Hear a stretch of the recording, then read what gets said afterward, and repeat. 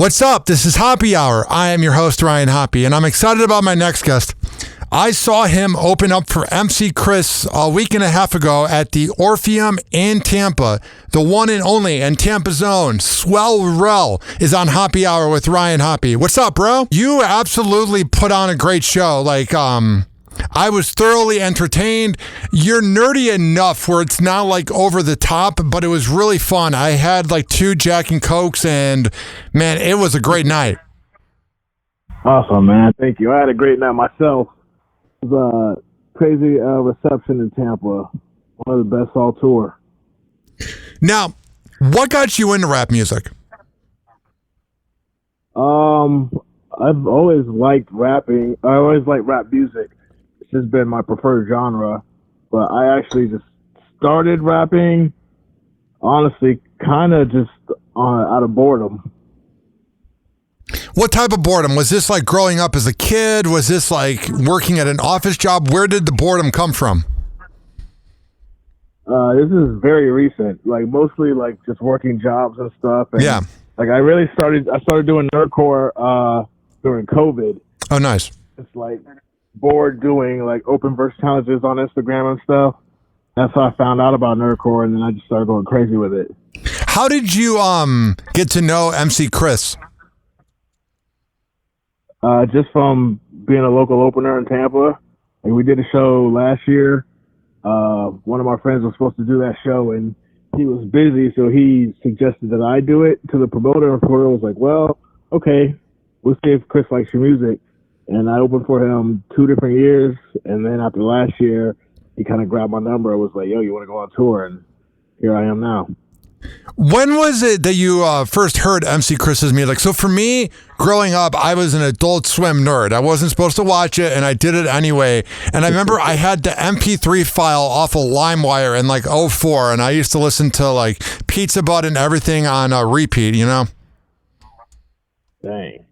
Yeah, I found out about MC Chris. The first song I heard was Fats Vets, and it was in Zach and Mary Make a Porno. Yeah. And that was the first time I heard MC Chris, and pretty much since then I've been listening to him. So, working with MC Chris, how much communication do you have with him during the week? So for like me, a lot of times when I work with radio shows, we only talk in the morning. How often are you talking to Chris? Mainly just at shows. Like if we have anything that we need to talk to before the show, like where we need to park and all that stuff, we'll chat about that. But mostly we're having interaction at the shows before and after, selling merch and stuff like that. Are there any crazy memories or any stories of things that happened on tour while you're hanging out with MC Chris? Me and him specifically, not really. Like most of the stuff that we deal with is pretty low key, just logistics stuff. Personally, like just a couple nights ago, it's pretty cool. I got a massage from somebody after the show that happened to be a massage therapist. Oh, nice. And we just happened to miss MC Chris. He was like, man, next time, like, shout out your boy. Let me get a massage too. But they started kicking everybody out the venue, so it was too late for all that. Now, you had a song about Legos. Growing up, were you a big Lego guy? Not really. No. I think the song is the Legolas song, which is actually by Lord of the Rings. Yeah, the Lord of the Rings elf guy. Oh my goodness. I was thinking it was about Legos. That's why you don't have 2 Jack and Cokes, you know what I mean? I had not been that lit, bro. I had not been that lit in 2 years. And the bartenders at the Orpheum, I don't know if you got a drink. Oh, they were very generous with their Jack Daniels. No, I was chilling that night, but I've heard stories. Now, what is the key to making a good song? Have you ever made a rap song and you listen to it afterwards and you're like, there's no way I can release this? Never. Oh, really? What's the key to making a good song? I think number one, like the easiest thing to do is just have a good beat. If you have a good beat, you're already halfway there. Then there's something about the structure of a song with how things flow, things that are catchy, and just like good rhymes in general. Yeah, so, like I've done a lot of stuff that's like just kind of whatever I feel at the moment. It's not necessarily I'm trying to make something cool, but like the Winnie the Pooh song I have, like I still don't know why I wrote that, but I was just like, man, this is something that I like, so I'm just make a song about it. Now, I don't know if you do this. I have the Google Docs app where if I think about something I want to talk about or somebody I want to reach out to, I write like a checklist and I write a list of everything I want to talk about. Has there ever been a time where you're like out and about and you're like, oh my God, I have the perfect idea. I have to write this down? Oh yeah, all the time. It happens. I use the notes app on my phone. Yeah. I have all kinds of notes apps of just things that I see that I'm like, oh, that would be a bar. That's a cool line, or that's a concept for a song or something like that. All the time. All the time. What is your favorite song to perform at your shows? That's a hard question. I would say recently, because I've been doing it more, which I hadn't done since this tour actually, is the song Great Explosion Murder God Dynamite. Mm-hmm. Because that song usually ensues a mosh pit, which was my desired effect. But it's just I can't do that at every show. But that's definitely a fun song to perform. Now, what are some of your favorite cities to visit when you're on tour? Well, this has been tour number 1 for me. Okay. And so far, let's see, Philly. We just did. Philly was a lot of fun. I've been wanting to go to Philly my whole life. I ate a lot of cheesesteaks, and I saw the Rocky statue and all that good stuff. That was the first city I got a chance to actually explore in, like in depth. Albuquerque was really nice too. Albuquerque, nice people, nice crowd, good food. That and Amarillo was a good one too in Texas. Now, I've asked, going back home. So Tampa was good too. I have asked comedians this, and I can ask you this as well. When you don't have the biggest crowd, what's the key to being like, you know what? I'm being paid to perform.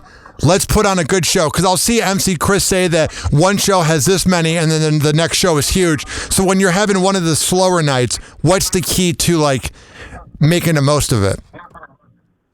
Well, that's one thing that I feel like I've never had a problem with, because just doing local shows, like sometimes they have shows where there's like 5 people in the crowd, and it doesn't feel out of the ordinary. For me, I want anyone who sees me, 5 people, 50 people, 100 people, to leave the room and be like, man, that Swell Rell guy was really good. Yeah.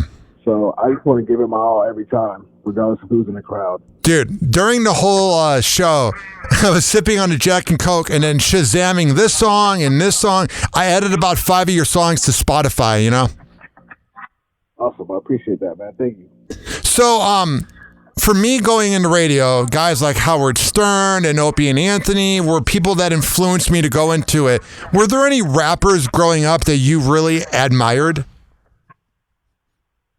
Yeah, now that I look back on it, there's actually a pretty long list of rappers that I look at. I'm like, man, I definitely got inspiration from those guys. Specifically, DMX was huge. Ludacris is probably my biggest inspiration.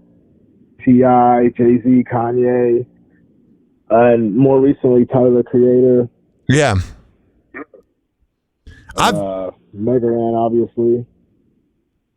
I've been getting into Benny the Butcher. Whenever he releases like 25 new songs, I'll listen to it on Spotify. I do like Benny the Butcher. Benny the Butcher's good. What'd you think of Lil Wayne's new Carter? I did not listen to the whole thing. Yeah. I saw the discourse and I got through maybe the first 5 tracks and I just never went back to it. I liked Welcome to the Carter and Cotton Candy, but to me what it felt like was like they had these unreleased songs from his skater era and from his other eras. It felt like they just took all the songs that were never released and were like, let's make another Carter. It was, I would give it a 3.5 out of 5. It wasn't bad, but that wasn't one of his classics. Yeah, I think the last Carter album that I really, really actually super enjoyed was probably 2, and then 3 was decent, but one to me is the best one. Was 2 the one with like Mrs. Officer and Lollipop?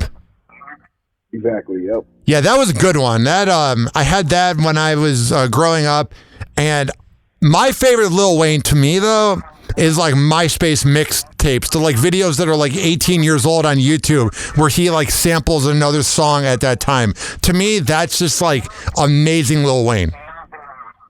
Oh, young Lil Wayne. Yeah. He was doing songs, all the songs with Cash Money and Hot Boys and all that stuff. Now, what did you think about this whole Kendrick and Drake beef?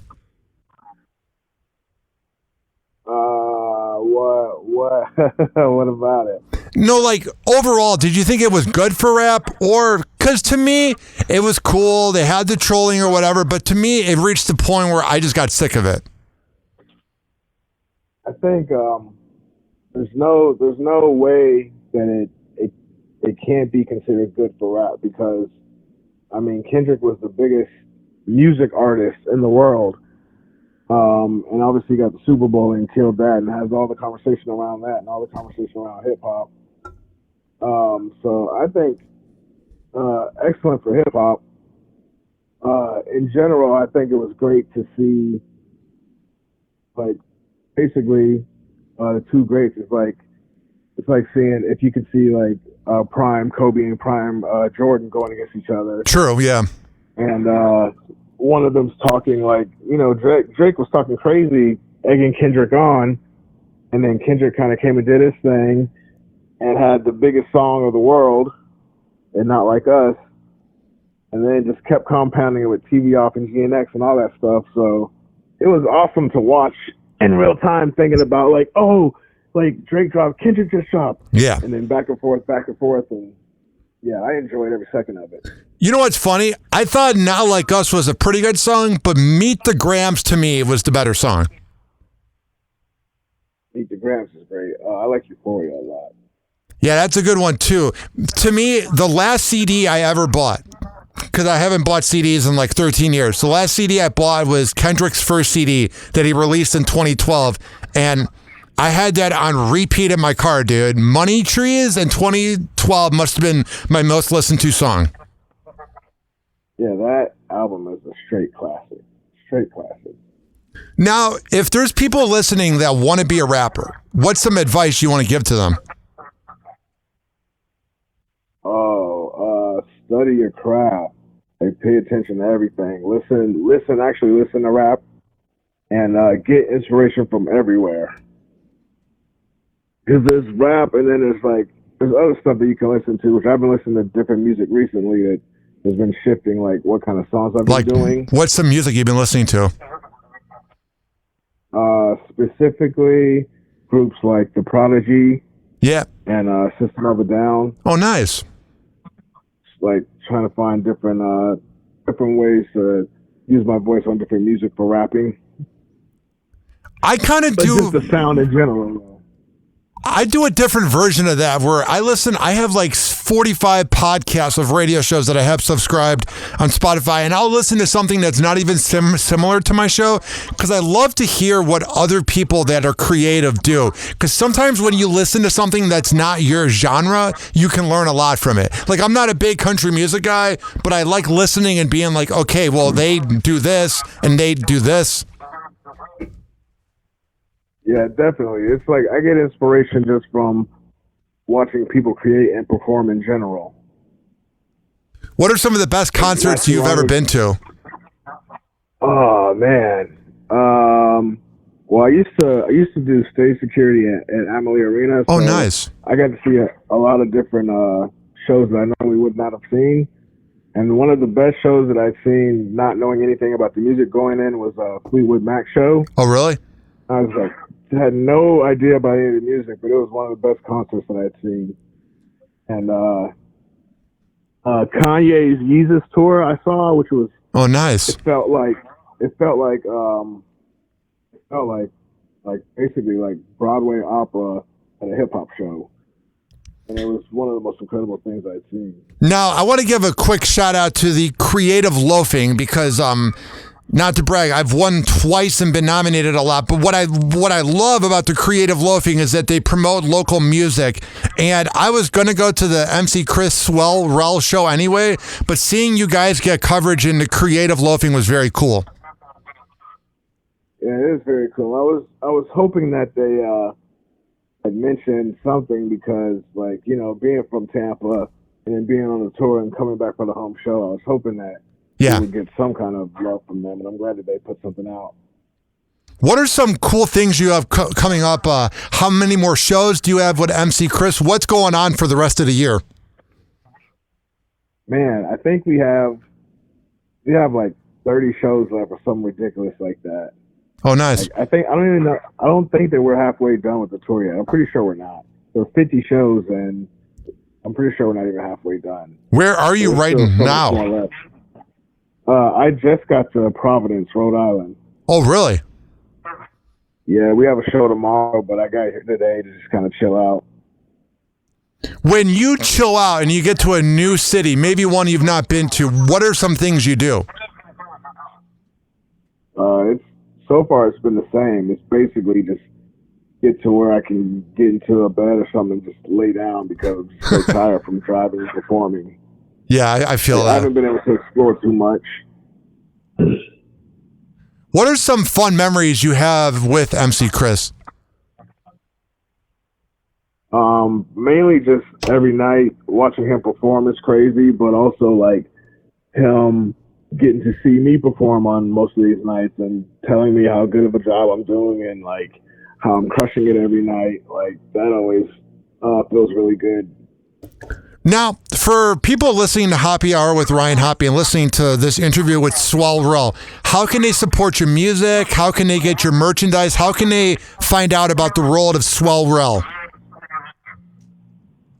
Well, right now, all my online stuff is kind of off. My merch is not online because I have it all with me. Got it. But I do have a Bandcamp, and all of it will be on there after the tour. My music is on there. It's just Swell Rell on Bandcamp, and then it's Swell Rell on Instagram, Facebook, and all the other stuff. And all my link trees and all that stuff pull up when you type in that. So it's everywhere. It's there. You type in Swell Rell, it should pull up. What are some of the cities you're performing in this week? There's Providence tomorrow, and then I think we're Boston. Let me actually see. Providence, Boston, Portland, Maine, and then back to New York for Rochester, Syracuse, and Buffalo. And also, the listeners of Happy Hour with Ryan Hoppe can go to mcchris.com, and right on the front page, it has 20 years of touring, and it literally has every city. So you guys are going to be in Denver in August. So at mcchris.com, click there, and then it has a link to all the tickets. That's how I got my tickets. Well, Swell Rell, before I let you go, could I get you to record a liner for my show? Sure. Well, it would be, hey, it's Swell Rell, and you're listening to Happy Hour with Ryan Hoppe. All right, just hit it whenever. Yes, sir. Hey, it's Swell Rell, and you listen to Happy Hour with Ryan Hoppe. Well, my man, it's been a lot of fun having you on the show. Thank you for that. This has been a blast. I don't just interview musicians, and I was just so blown away by how good you were and how good MC Chris was. I was nervous going into that night because I wanted it to live up to what I wanted, and you guys did that and much more. So thank you for the fun time on a work night, and it's been a blast having you on Happy Hour with Ryan Hoppe. I appreciate it. I'm glad you had a good night, man. Next time you're in Tampa, every night. Let's grab a beer. Yeah, for sure. I'll be back in August. Awesome, bro. I will hit you up. Swell Rell, thank you for calling in to Happy Hour with Ryan Hoppe. I appreciate it, man. Have a good one. You too, bro. Peace out. Peace out. And that was Swell Rell, as he called in the Happy Hour. Now, there's a good chance you might know who I am if you're listening in Tampa. I've worked in Tampa and Cleveland and Chicago and Milwaukee radio. But if you're listening and you're in one of the cities he's touring in, you're already listening on the podcast feed, so search up HOPPE Radio and subscribe. I have two versions of the show, professional interviews and then kind of an off-the-wall rant show. RYAN HOPPE Radio on all social media and on every podcasting platform by searching up HOPPE Radio. This has been Happy Hour. Happy Hour. Happy Hour.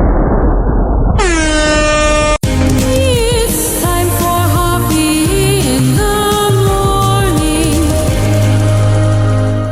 Ryan RyanHoppyRadio.com. Happy Hour will be right back. You probably had Taco Bell before.